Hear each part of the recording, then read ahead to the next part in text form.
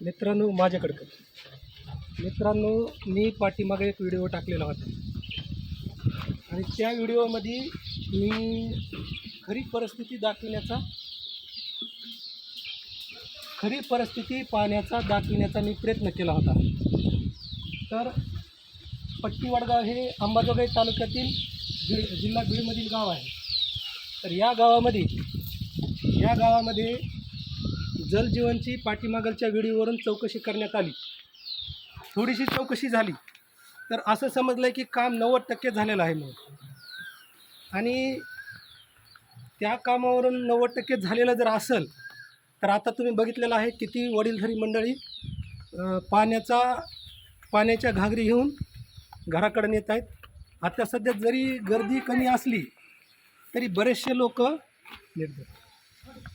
लोक कामाच्या निमित्तानं कामाला गेलेले आहेत।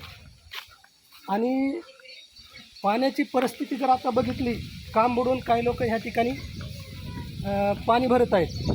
हे बघू शकता तुम्ही पाण्याचं नळ, आणि हे तर काहीच नाही, बऱ्याच ठिकाणी एक गल्लीमध्ये एकच नळ काढलेला आहे आणि त्या प्रत्येक घराला म्हणजे गल्लीला 4 दिवसानंतर पाण्याची बारी येते आणि पाणी भरल्याशिवाय पाणी भरूनच कामाला जावं लागते। परिस्थिती ही बघू शकता, ही दुसऱ्या नंबरचा नळ आहे। पाण्याच्या घागरी भरणारे लोक, त्याच्यानंतर पुढे एक समोर बघा असं झालेलं आहे की नळ शासन म्हणतं एकीकडं प्रत्येक दारात पाण्याचा नळ शासनाची देण्याची जिम्मेदारी आहे, पण सध्या परिस्थिती आमच्या गावची अशी आहे की नळ तर काही दिलेलाच नाही।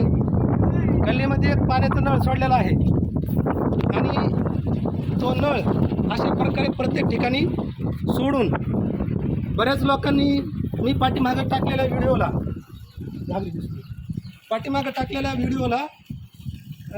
फक्त कमेंट केल्या। त्या गावामध्ये अशी परिस्थिती आहे, लोक स्वतःहून बोलायला कुणीही म्हणजे तयार नाहीत आणि फक्त लाईक देतात। ह्यांचा मेंदू फक्त माणसाच्या शरीरावर डोकं नुसतं शोभेसाठी दिलेलं नाही, ह्यांना सुचत नाही काय बोलावं। म्हणून मला मायबाप सरकारला एवढंच म्हणायचं आहे, या पाण्याच्या परिस्थितीवर सगळ्यात जिम्मेदार असेल तर प्रशासकीय अधिकारी आहेत। त्याचं कारण असं आहे की गुत्तेदाराला काम करू देत नाहीत, ते स्वतःहून अधिकारी या कामामध्ये ढवळाढवळ करीत आहेत। खरं जर परिस्थिती जर बघितली तर गुत्तेदार कधी बी कामामध्ये ढवळाढवळ करू शकत नाही। ही सगळी यंत्रणा प्रशासकीय अधिकारीच करीत आहेत आणि ह्याला सर्व शासन जिम्मेदार आहे।